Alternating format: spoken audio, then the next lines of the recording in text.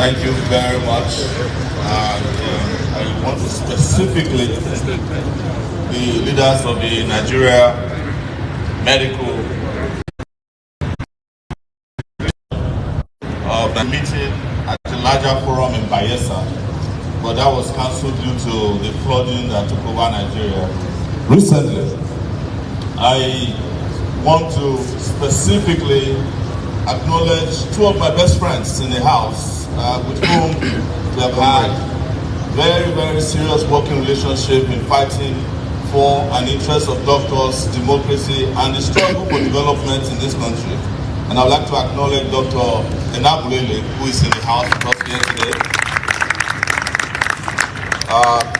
We fought so many of the governors in this country who seem to have a problem with doctors, from Lagos to Anambra State in the early 2000s till the mid 2000s. We also fought for democracy with one of the persons in the house, and that is Dr. Omoyele. He later became the president of the NMA. I spent 6 years at the University of Lagos because I was expelled twice. If I knew that I would spend 6 years in the university, I would have applied for medicine. There was no point wasting those years, and I would have been a damn good doctor. I also would like to acknowledge Nigerian Dental Association, persons in the house, doctors, professionals. I want to acknowledge the Medical Women Association of Nigeria, those of National Association of Resident Doctors. And I want to say something about NEC. That when I was arrested in 2019 by the DSS, they listed all the militant groups in Nigeria, and National Association of Resident Doctors were listed as one of them. Said that the militant wing of doctors in Nigeria. I want to acknowledge National Association of Doctors in University Health Services. I want to acknowledge those who make it possible for you to become doctors, those in the university who are lecturers teaching real medicine to people who are now called doctors. I also want to acknowledge Medical and Dental Specialists Association of Nigeria and the Association of Nigerian Private Medical Practitioners. I want to acknowledge all of you. When I was working in here, I asked one of my colleagues why there are very few doctors in the house. He gave me two reasons. He said this is just the National Executive Committee of NMA, so just representatives. And secondly, that most of the doctors have left Nigeria. These are the only people left. So please clap for yourself.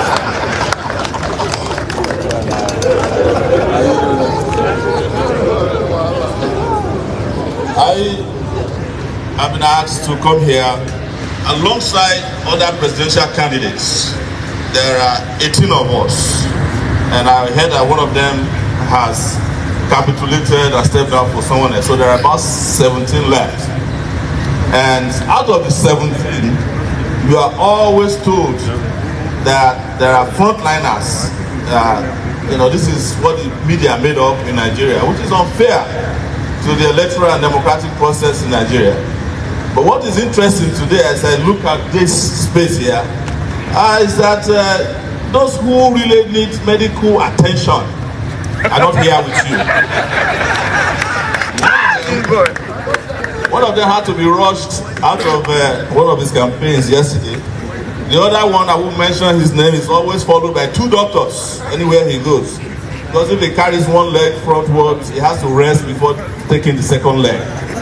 I would have thought that these candidates will make it a priority to meet with Nigerian doctors wherever you go. Because most likely they need your services more than I do. I'm not saying that than the rest of them, as we have seen over the years. So I'm happy that I have the opportunity to talk to you about the situation of Nigeria. I don't think there's anything any presidential candidate can tell you about Nigeria that you don't know about.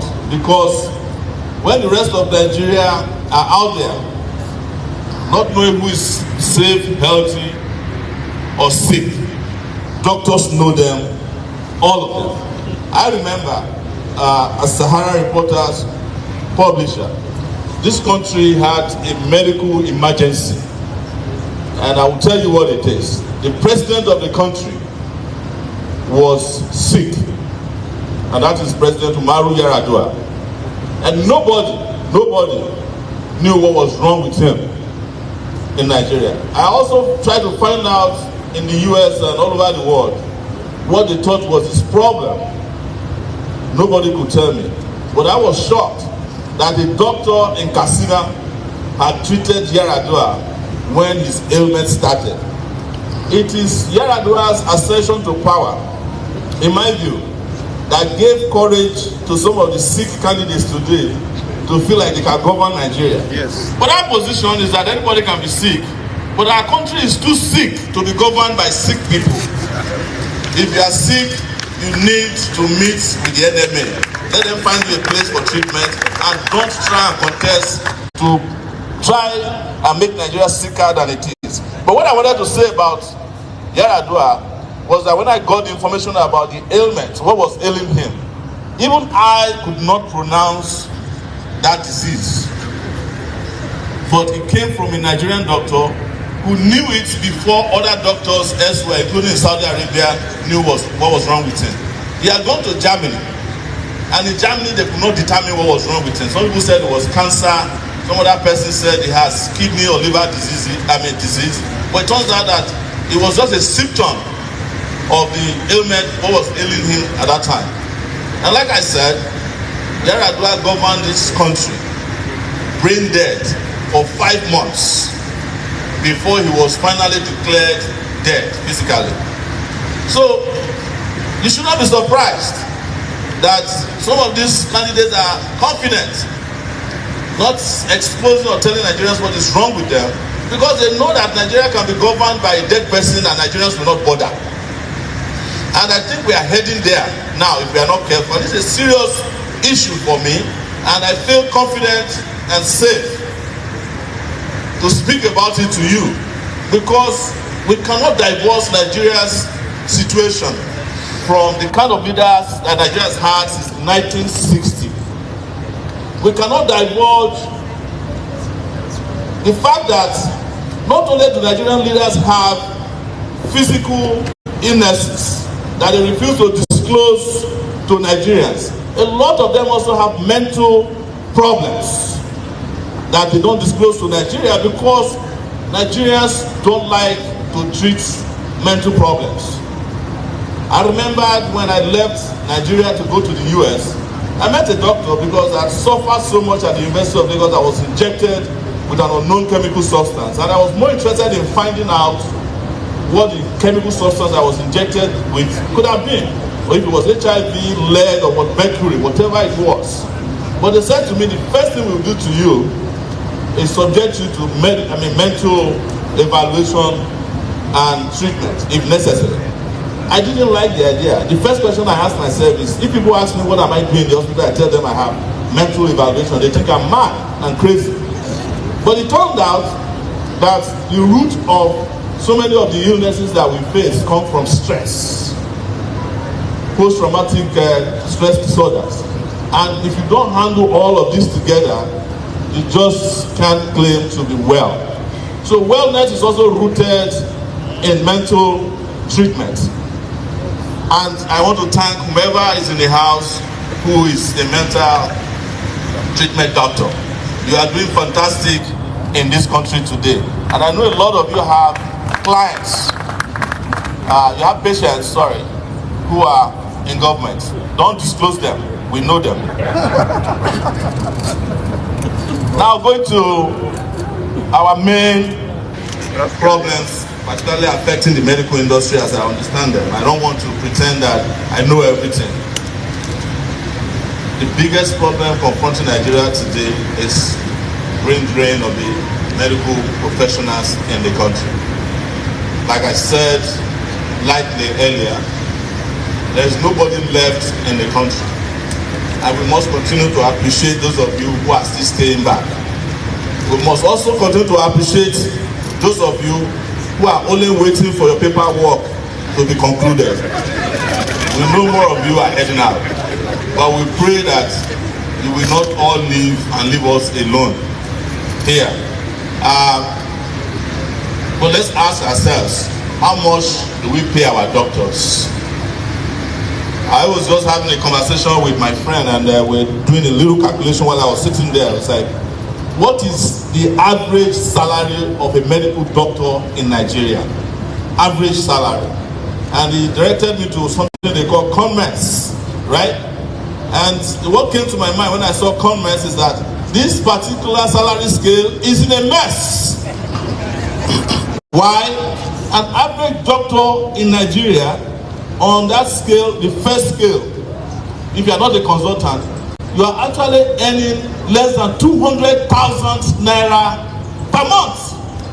What can you do with 200,000 naira per month in Nigeria? This is about $200. $200 for a medical doctor in a month is like trying to assassinate a doctor.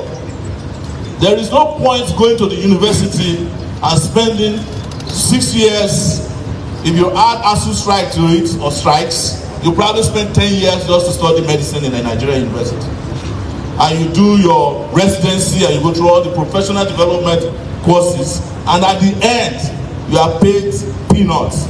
There is no way a Nigerian doctor can survive on less than ₦1 million per month, in my view. That should be the minimum wage of a doctor. If a senator of the Federal Republic of Nigeria, can be receiving 14 million naira per month, a doctor should not receive less than the senator of the Federal Republic of Nigeria. Because why? Doctors don't sleep. Sometimes you don't even have real holidays. You are recalled back. Doctors and criminals are the only people who carry a pager on themselves. They put the pager on the ankle of a criminal, they put that of a doctor on his waist. But they are both, you know, pagers, right? They are both movement detectors. You can be sleeping, when it goes off, you must wake up and attend to your duties. It's the same thing with criminals. If you walk past the perimeter expected of you, it will go off. So, doctors don't sleep. But our senators barely work up to 3 months in a year. In fact, the senator of Nigeria should be given minimum wage so that they will appreciate what it means to work round the clock in a year. So, our proposal for that matter is that doctors' CONMES should not be a mess. And it should be such that it has value for the activities and the efforts of doctors in our lives. Because why? If a senator is sick, it's a doctor that will be called upon. If the president of the country is sick today and they are not lucky enough to be able to fly him over to London, a doctor has to be called to attend to him. So why should the president earn more than a doctor? It's a question we should be asking ourselves. And I'm pushing this to those of you who are in the militant wing of the medical profession in Nigeria. But as a candidate who is going to become the president of Nigeria by 2023, you are guaranteed. For us, our minimum wage starts from 250,000 naira. But that is not for doctors. That is for those who might be sweeping our streets. Those of doctors will not start less than $1 million. When I say $1 million, I am not even being fair to you. I'm not doing you a favor. I just want to make sure that all of you don't leave on the day of my swearing in. Yes, I need something to hold you down until you get it right, and we can have serious negotiation about what to pay you. And I get asked this question, and they come from those we want to help. Anytime you propose real life enjoyment or a better future for Nigeria, the question you are asked and confronted with, where will you get the money from?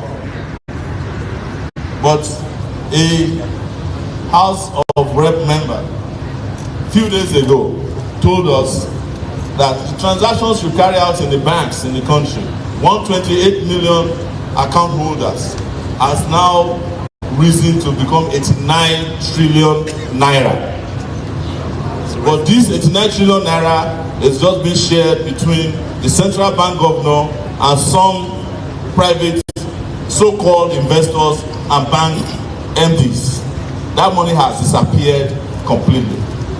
That 89 trillion naira amounts to $200 billion when you make the exchange rate even at the lowest exchange rate, which is 445 naira to a dollar. If we have that, why should people be paid slave wages as doctors in our country? I know of nurses who left Nigeria the last 4 or 5 years who are earning more than almost a whole row of doctors standing or sitting in front of me in a month. And they are here in America, they are there in the UK. Doctors in the Caribbean countries are doing better than Nigerian doctors in places like Jamaica and all those Caribbean islands. Who did we offend is the question we should be asking ourselves. And not one of you, and I plead with you, should pretend that you are not interested in politics. I hear that all the time. Doctors are not interested in politics. Physicians are not interested in politics. Pharmacists are not interested in politics. This is how you got ourselves into this mess that we are in, that we are governed practically by idiots in this country for the longest period that I have known. I am not saying that as a doctor you should select a candidate who is a doctor. You can vote for me because I think like a doctor.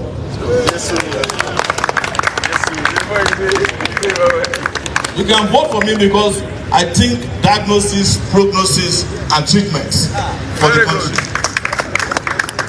And when I become president, the treatment will go round. As they say, everybody that's made life miserable for you as doctors will get their own breakfast too. That's the truth. And until we do that, we are not ready for the future. The other issues that I have come to understand about our medical problems in Nigeria is that we don't have facilities enough.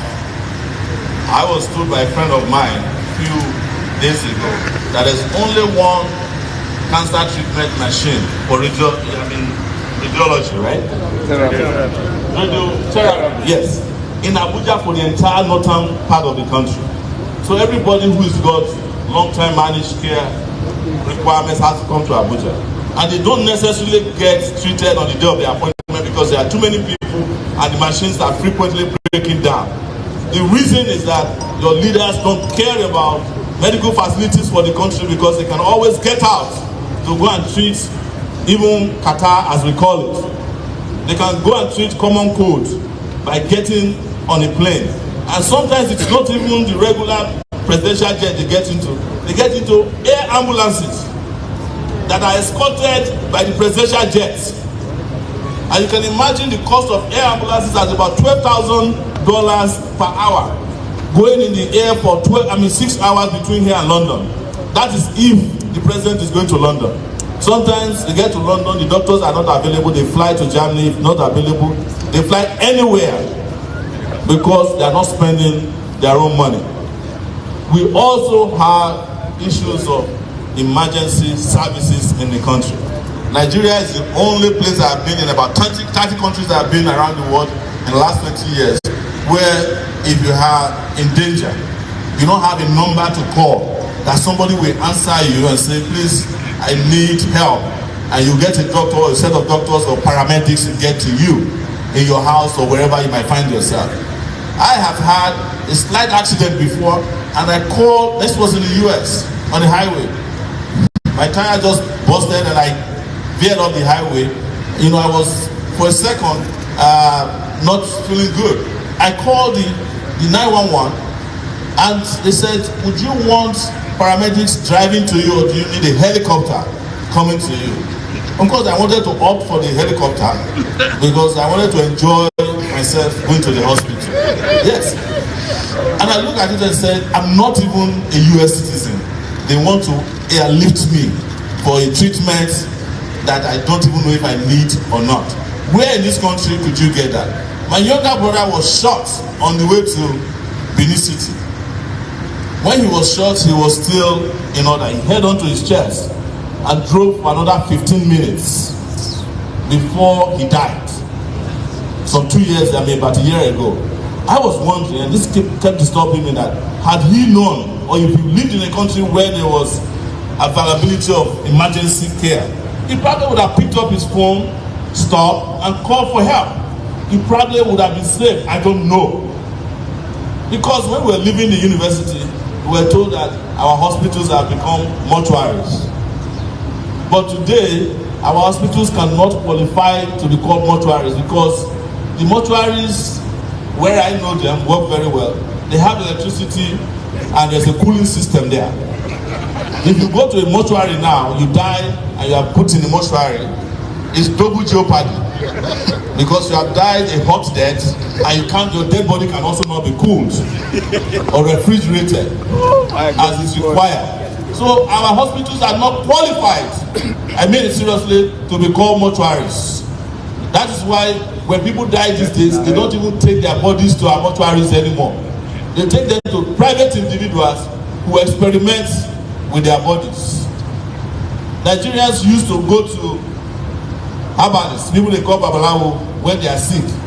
Now, they take dead bodies to herbalists for preservation. And the herbalists do whatever they want with it.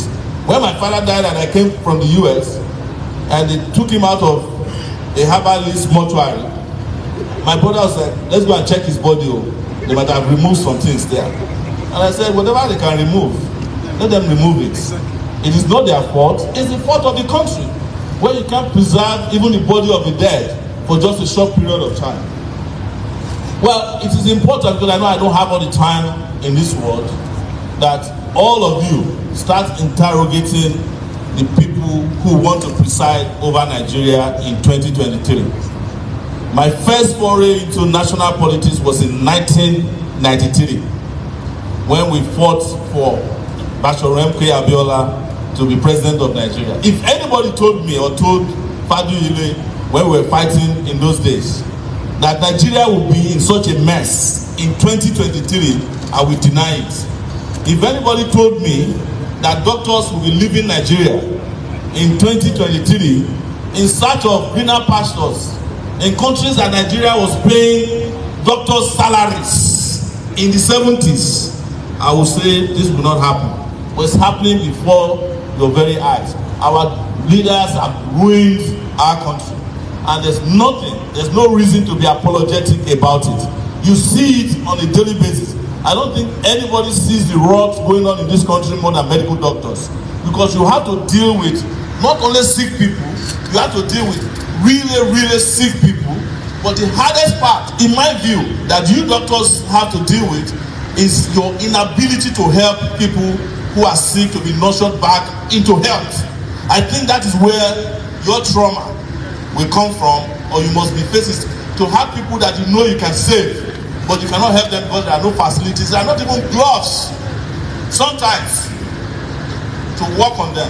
That must be where it is really hard for you as doctors. But it doesn't have to be this hard, and we don't have to continue like this. We must take a stand. When I mean a stand, a real stand. Like I was saying earlier, other candidates that should be here are not here, not because they are sick alone, but they all have medical baggages. Not that they are sick, but because most of them, when they were governors in their states, have maltreated doctors. There were some of them that allowed doctors strike for months on end, one for 13 months. And they are now going to face you. You know how difficult it is for them to come here. In Lagos, with Dr. Nabulele, we fought Raji Fashola for months over his treatment of doctors. And they will all sit around, form political parties, organize campaigns, and tell you that they want to help Nigeria. They want to make Nigeria work. When they had the chance at smaller levels to make Nigeria work, they destroyed Nigeria. As a matter of fact, I would have advised that since none of them showed up today, they should send a memo to all the doctors not to vote for anybody who didn't come before you today.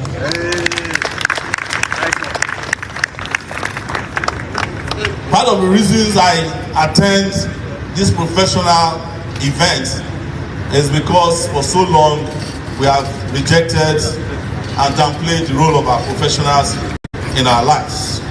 And I've looked at it and thought, well, since I don't have money to organize fake rallies where I talk to myself alone, echo chambers, I will come to people who not only will listen to me, but who can also teach me something that I don't know about Nigeria. And I found it to be very enlightening, eye-opening, and decent talking to professionals. I've been in front of accountants in Nigeria, I've been in front of pharmacists, architects, and I'm lucky today to be in front of doctors. I'm very, very lucky, and I appreciate it. And as a result, I hope that if you have questions, you have suggestions on how to govern this country better, on the medical side of things, you will feel free to ask these questions today from me. And I will be happy to also ask you questions if I have questions, even though I have a lot of doctors in the house who give me advice. But you know, if you are following a militant who is a doctor, you are following two sides of the same track. Having said that, I also want us to look into how technology can play a role in medical delivery in Nigeria. And on this note, I am looking beyond you. Those doctors I have left, is there a way we can get them to help us pass telemedicine as their own contribution to the treatment of persons? As I'm standing in front of you, I will disclose my regular ailments. I get food poisoning a lot. And one day, I had food poisoning. And I went to a medical doctor in the middle of the night in Lagos. Instead of inducing vomit or vomiting, he just gave me painkiller. So I called my doctor in the US. He said, what were you giving? I passed the phone over to the doctor. He said, well, we've been injecting him with painkiller. He said, you're about to kill my patient. Yeah. All you should have done is to induce vomiting. And he'll be fine in 30 minutes. If he doesn't get better, give him antibiotics. And the doctor told me, because he's a Nigerian doctor, that this was how Idiagma was killed. When he visited Obasanjo, he ate some food that got him food poisoned. And when he was to be treated, they brought a doctor that was just injected. So if you inject right side of the bottle, the next day you should inject the other right. If you can't find any space, you look for the lab. You know, if you can't find another place, you inject every part of everybody's goddamn veins. You know, if you can't find veins, you put two nurses to be looking for veins. You know, just slap the other side. And this guy was injected to the point of death. The reason probably why I'm sitting in front of you today was because I had that opportunity of a second opinion from another doctor from outside the country. And he's a Nigerian doctor, by the way. And I'm telling you, the only place doctors from Nigeria don't do well is Nigeria. Because after COVID, some of the highest sought medical doctors in the world are Nigerian doctors. Everybody wants a Nigerian doctor. And these are the same doctors. During structural adjustment program, they ask them not to invest in free education. But the little education you got from here is what is saving Europe, United Kingdom, and America today with doctors. And you must be proud of yourselves for this. I have no doubt that if we create an economic base and a secure society, nobody will be sending sick people to India, where we are spending over $2 billion as on medical tourism. People are even going to Ghana for medical treatments, whereas there are Nigerian doctors. And the kind of economy we would create under our African National Congress Party is an economy in which everybody has a stake. The Nigerian economy as it is now is a buccaneer economy. What do I mean? Only a few people have access to what belongs to everybody. 16 trillion naira is what about 100 so-called investors, private sector investors get from waivers alone. 16 trillion. That is almost bigger than the budget of Nigeria. And we are wondering why there is insecurity everywhere. I know of doctors who are so poorly paid, they have to combine other job, a second job, to their medical profession. I know of doctors who left the medical profession to go and work in a bank because it's more profitable to be a banker than to be a doctor. That is Nigeria for you. And I will speak on one last thing, security, because everybody is worried about the situation of Nigeria in terms of security. I am sure that part of the reason why probably all the doctors who are supposed to be here are not here today is because of security, because if you can't fly, definitely nobody wants to travel by road to go to a conference in Asaba. I am not in any way insinuating that Asaba is dangerous, but there's no part of Nigeria that is not dangerous at this time. But this kind of security we want to work on is not just physical security. It's to work on an economic system that guarantees jobs to people, that guarantees professional development to people, that gives you wages that is not peonage or slavery. It's to work on an economy that guarantees education, proper education for people. It's to work on an economy that rewards people who work hard and ensure those who don't work hard are not paid more than those who work hard. 5 Nigerians, as we speak today, have more money than the rest of us, about 199 million, 0.9, whatever the fractions are. 5 of them. And most likely, these 5 Nigerians are the ones who don't have to do anything. There are 4 refineries in Nigeria. Nigeria said it cannot repair 4 refineries. But Nigeria contributed $2.5 billion to help one man finish his refinery in Lagos. Why can't you spend that money on repairing your refinery? Because they will lie to you that they are running a private sector driven economy. There's no private sector anywhere. Everybody is a government contractor in Nigeria. After you give them Nigeria's resources, you still have to grant them waivers, give them loans, and give them all kinds of support. And then they look like they're hardworking. I have said it and I'll say it openly anywhere. If a goat got the kind of support that Dangote gets from the Nigerian government, the goat will be a billionaire. That's the truth. They don't do anything. It's just access and connections with power. That's what they call private sector. The bankers are not banking anything. They are just doing flipping dollars. That's what they call private sector. But they are the richest in the country, whereas people like you, doctors, who work hard, bust your behind on a daily basis to keep the country well, fit, and manageable to live in, you get paid peanuts. That is the reason why I did not want to go into the issue of all the salary scales in the corn mess, the mess in the corn that they use in paying salaries to doctors, because the highest I found there was about 5 million naira. A lot of us, even without a job, cannot survive on 5 million naira in a year.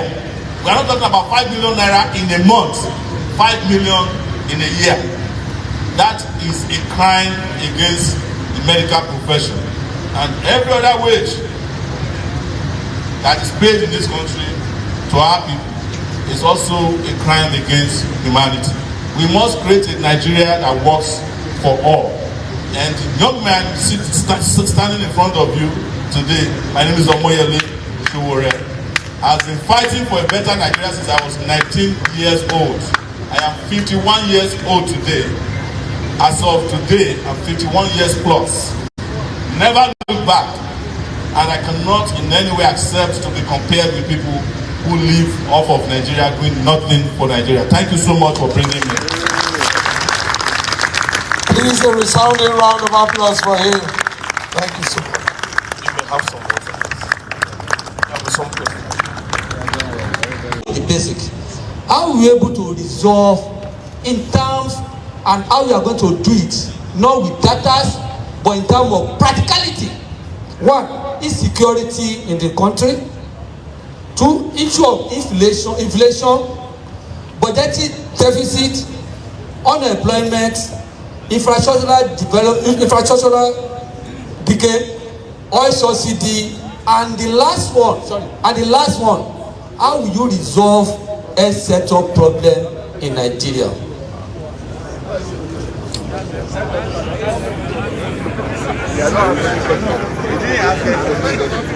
I think, with the permission of the president, we would like to take all the questions together and then he can answer.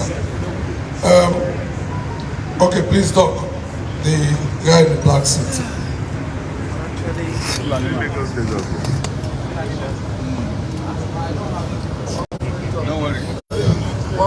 Please keep it short and simple so that we can. My name is Said Ahmad. I'm NMA National Committee Chairman on Biomedicals, and I'm from Lagos.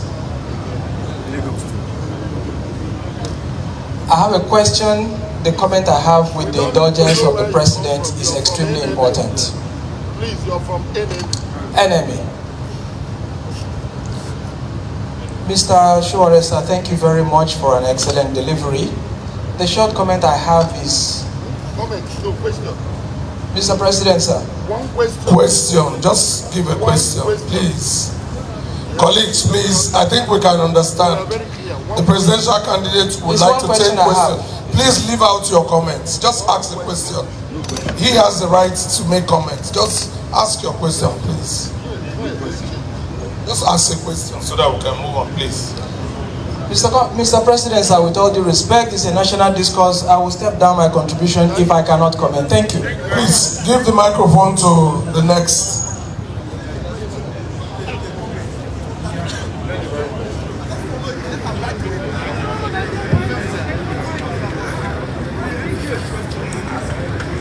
Thank you, Mr. President, our guest. My name is Dr. Usman Abba, and I'm from Yobe NMA. I want to ask a question on security. Mr. Presidential Candidate, sir, in your own belief and opinion, do you think when you are elected as the president, will you consider giving amnesty to the various militant groups across the country, or you think you should arrest and try them? If you think they should be arrested and tried, why? If you think they should be given amnesty, why? Thank you very much. Okay, that is the second question. Dr. Ukwe. Ukwe. From NMA, please.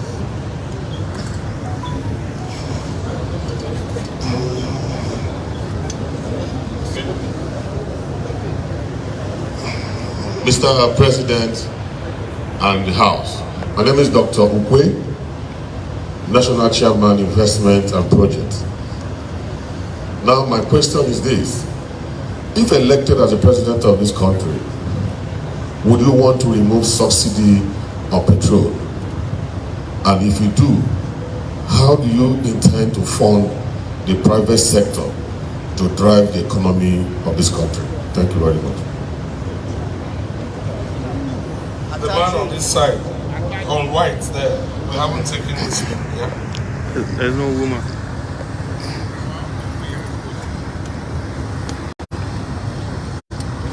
Thank you very much, Mr. President and the House. My name is Samuel Okemide. I'm President of ALD Loot. I just want to ask Mr. Sowore, excellent delivery today. Would you be willing to partner with other political parties so that you can probably take power from this current government? Thank you very much. Dr. Ibekwe.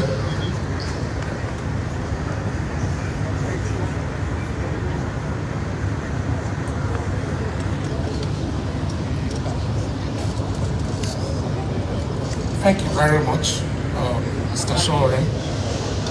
My name is Dr. Titus Ibekwe, Professor of ENT and the Chairman of the Research Committee. I want you to tell us practically how you're going to reverse the brain drain in the health sector, which you reiterated from your opening remarks. How are you going to turn it around into brain gain for Nigerians? Tiger.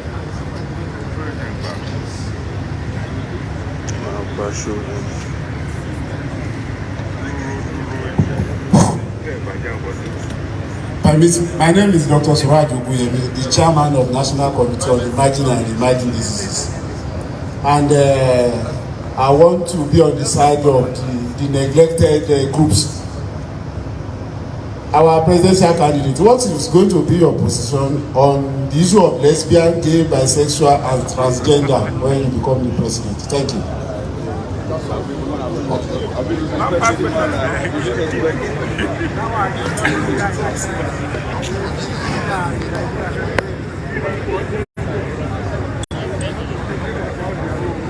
I would have loved for there to be a question from a female doctor in the house.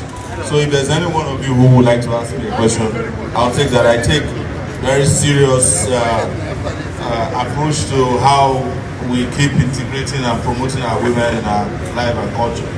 I have realized that medically, women are living longer in Nigeria, so we better respect them. I asked 20 of my friends recently where their fathers are. They're all dead. Their mom is still alive. So we better just make the world a better place for them. Oh my God. Dr. Titus Ibekwe, he said you deal with an ENT, and you are asking me about brain drain, how we can turn it to brain gain. And I'll say that first and foremost, where were you when our president was having hair problems? He had to go to the UK for it.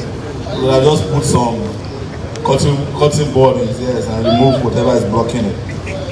And with regards to brain drain, I don't think it's something you can reverse physically.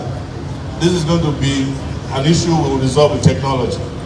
And when I say technology, is to find a way, and I mentioned telemedicine earlier, by which immediately Nigerian doctors who have left can be brought back, telemedically to help people at home. And I've seen this work very much. That's immediate.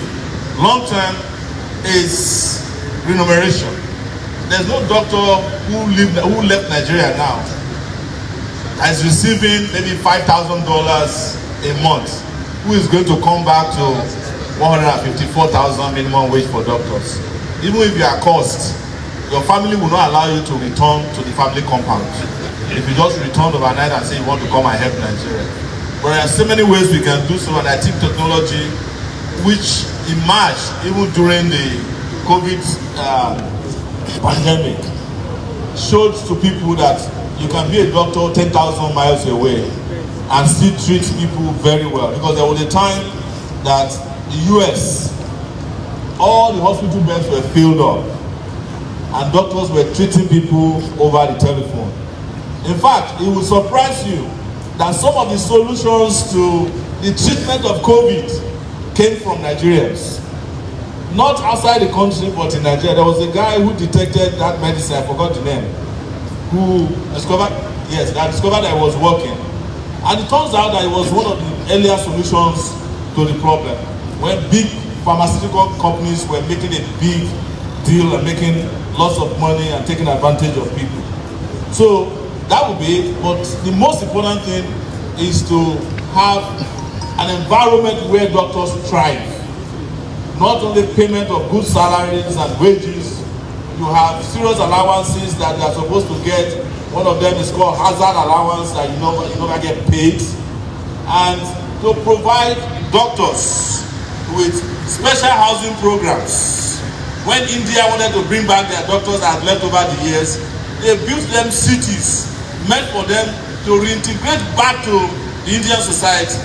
They put them in gated communities and got their children to come back. It's the doctors and their children that made India to become, not doctors, but the professionals that made India to become very, very prosperous today. So it's not going to happen overnight, I won't lie to you. But we will deploy technology first and foremost, and then gradually start bringing back people. And I can tell you, and I'll say this here, there are a lot of Nigerian doctors out there who are also tired of staying outside. But they can't come in when they cannot be guaranteed of their safety between the airport and even the hotel they are going to stay in. My father-in-law retired as a doctor in the US. He was one of the highest professionals at Harlem Hospital in New York. When he came back, when he was retired, he said he could still give 10 years of free time to the medical industry in Nigeria. When I met the governor of the state, they were not interested. They were not interested in healthcare because they don't go to your hospital. Why would they care about doctors who are volunteering. So there are plenty of them who also want to come back, but this country must be made safe, you know, and habitable for any professional for that matter. That's on brain drain. On the issue of lesbians, gays, and all the multiple letters that you have mentioned, Nigeria's problem is not who is sleeping with who in their bedroom at this time, in my view. Thank you. In fact, it is the stupidity of our leaders to be making laws about things that don't affect them that make the issue of lesbian gays to become very popular. And I'll say something to you here, I'm not afraid to say it. Most of the people who even made that law, they themselves are gays in this country. A lot of our leaders are homosexuals. I'm not making fun of them. It's their right, as long as it is not something that affects society. Our problems are so serious. Dabbling into who is sleeping with who should not be something that we're wasting our time on at this time. And since they made their gay laws, who have they been able to jail? The most popular person in this country among youth is a cross-dresser, Bobrisky. They even invite him to come to their houses, to invite him to their parties. The same people who said they don't want gays are promoting the culture. But the thing is that everybody have a right to sleep with whoever they want to sleep with, as long as there's permission granted on both sides. I don't want to waste my time on who is sleeping with who. I want to waste my time on how people can go to sleep in peace.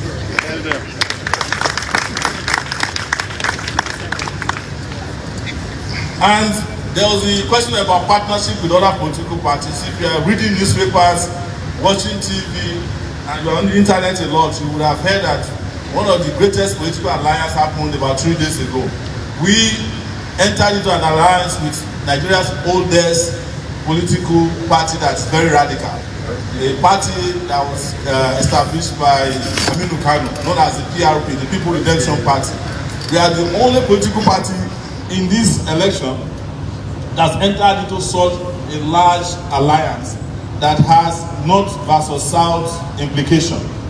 And I don't know what else we can do. What I'll tell you is that I cannot get into an alliance with the PDP, and I'm sorry for those of you who are in the PDP, or the APC. I cannot do that in good conscience. But we are ready to align with any other person. And the greatest alliance we need in this country is the alliance of the oppressed. That's what we need. I don't want to be a person who is PDP this night, and by the time I wake up tomorrow I become APC. That is not alliance. That is chameleonic appearance. The issue of removal of subsidy. The truth is that I am not saying it because it's what I want to say or what I like you to hear. The people that are being subsidized are the so-called private sector criminals who have contacts in government. Nobody is subsidizing anything in the oil sector. Do you know why there is no subsidy? In this country, 450,000 barrels of oil is reserved for local refining every day. They still take it out on a daily basis. It's meant to be refined to cushion the effect of our inability to repair our refineries. What I will do is to immediately fix our refineries. If we fix our refineries, there's no way we will not be selling, we will not have surplus to sell even to the West African region and by extension the world. If you go to the US, there is a gas station known as a Lukoil petrol station. It's owned by Russia. That's why they sell their Essex crude. Because the moment a barrel of crude is distilled, you get over 6,000 products from just distillation of one crude, including the Vaseline we use this morning, your shoe sole, you know, your tie, the tie and dye that's used in your shirt. They all come from petroleum products. How then do you claim that you are subsidizing something when you take out crude of how many barrels and you only bring back petrol? Where is the 5,999 of the products left? It's a lie. And if you want to know that this whole cost subsidy thing is a scam, are we subsidizing petrol? Is it available? Kerosene, is it available? Are they subsidizing Jet A1 fuel? Are you not still delayed at the airport when they say there's other? And their argument is that if you remove subsidy, the products will be available in large quantity. The ones that we are not subsidizing, why are they not available? And why is it that the profit we are making for the ones that are unsubsidized, like diesel, why is it not showing in our daily lives?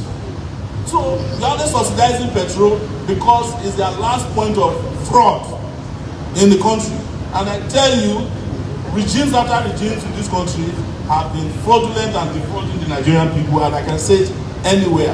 It's not because I'm saying it for politics, it's because as a reporter, investigative reporter, I was the one in 2012 who exposed most of the subsidy scammers in this country. We found out in one situation that a ship that had sunk 10 years before was bringing fuel to Nigeria. That has to be a miracle. For a ship that had been under the sea for 10 years before 2012 was registered to be bringing petrol into Nigeria on a daily basis.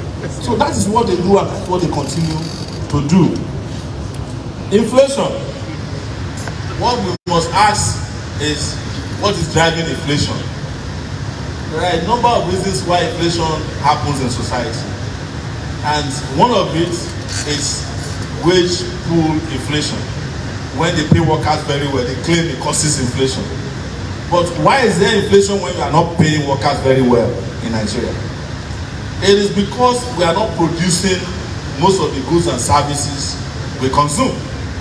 And also because we don't have the kind of infrastructure that can make life easy. So if you want to bring tomato from wherever it is grown in the north to the south, it doesn't get there in 3 days. By the time it gets to Lagos, the thing is spoiled. We don't have the kind of infrastructure that can move our economy around. And there's also a problem of insecurity. But who are the causes of this insecurity we are talking about? Government. Any kind of insecurity that you are seeing in Nigeria today is the kind of insecurity that has become profitable. And the moment people start making money from insecurity, the insecurity can never end. So without replacing this personnel that is causing insecurity, you are wasting your time. You're talking about health as well. Our brother from Lagos who was asking the question. Health care delivery is not something you do with charity. It is something that is compulsory investment. Ask yourself, what percentage of our budget is spent on the healthcare industry, sector? It is infinitesimal. And until we address that, until we address investment in health, education, and holistic investment that can improve human security and betterment, you are wasting your time. And we have said as a party, because before you say that I'm only telling you about the problems, that we make this investment. In fact, we are the first political party that put on a website, and it's on my website, Sowore2023.org, how we intend to address all these issues. We put them there, all the issues. And we did not plagiarize our manifesto. It was written by me and other members of the platform. You know, the other candidates don't even know what is in their manifesto. Because they went and plagiarized it they took some from Malaysia, South Africa, joined it together, and they presented it and they claimed it's the manifesto. And when you ask their candidates to present it, they fall sick. Dr. Usman Abba, you talked about amnesty, and I will address it this way. First, look at the various security problems in Nigeria before you understand how to solve them. In the northeast, you are dealing with terrorism. In the northwest, you are dealing with banditry. In the southeast, you are dealing with agitation for nationhood. It's different from terrorism. If you go to the southwest now, they are also asking for their own nation. It's different from banditry. And then there's general crime. But what I will say is this: any kind of insecurity, crime, terrorism that has lasted for 10 years, you have to have different attitude to resolving them. And one of it is amnesty. If you cannot defeat them, you can talk to them. And when I was a journalist, I used to talk to all the militants in the Niger Delta region. Most of their leaders. And I knew when they were tired and wanted to get away. We were lucky that when they got tired and they were tired of fighting, the government gave them amnesty. That's what at least reduced the issue of the Niger Delta militancy. As a reporter, I also used to talk to Boko Haram leaders when they first started. Their agenda wasn't to be like this. It was Nigerian government that messed it up by killing their leaders. Same thing they did with the Yoruba Nation leaders. They thought by driving Sunday Igboho to Benin Republic, the problem is over. The problem has only gone under. It will still resurge. Because as long as people cannot find meaning in the country called Nigeria, they will try to find meaning in their own section of Nigeria. That's the truth. So you cannot use guns to solve all the security problems. Yes, we can buy guns, we can bring in drones, you can shoot and kill people at weddings even when they are innocent. It's not going to solve the problem. We are putting more problems on top of each other. So in some instances we will use negotiation. We don't necessarily have to call it amnesty. The biggest insecurity in Nigeria today, quote me, the biggest bandits, terrorists in Nigeria are those people in government. They are the ones promoting the insecurity you are seeing in Nigeria. It's the army generals who are making billions from insecurity. They will never allow it to happen. Anytime insecurity becomes business, it can never end except to remove the personnel involved in insecurity. That is why amnesty is an option. But Nigeria, that defeated the ragtag army in Liberia and Sierra Leone and restored peace to a lot of African countries that went to war, should also be able to defeat all these ragtag terrorists, kidnappers, bandits. But ultimately, we must defeat the terrorists in government. You can't escape that. And I think the last question is funding of the private sector. I wanted to say, and I'll say it again, you must determine whether what they call private sector in Nigeria is private sector. You understand? So many of these private sector buzzwords in here are names for getting contracts. They are names for taking a large portion of our commonwealth. They are not private anything. If somebody bought a power station from the government at giveaway price, and the person goes back to the government to get loans, using the government as a collateral for it, and when he cannot pay the loan back, government takes over the loan through AMCON.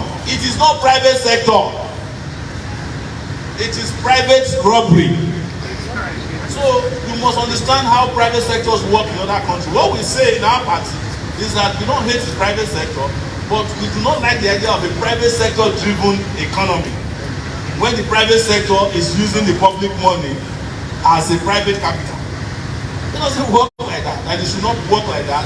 And that's why we differ from those who talk private sector as if it's one magic bullet that can solve all our problems. We have seen what private sector has done to this country, and we know that it has not worked for a majority of our people. On that note, guys, thank you so much once again for the opportunity to interact with you. And I see you 2023. When else I come to your conference, I'll be the President of the Republic of Nigeria. A round of applause, please, for him. Thank you very much.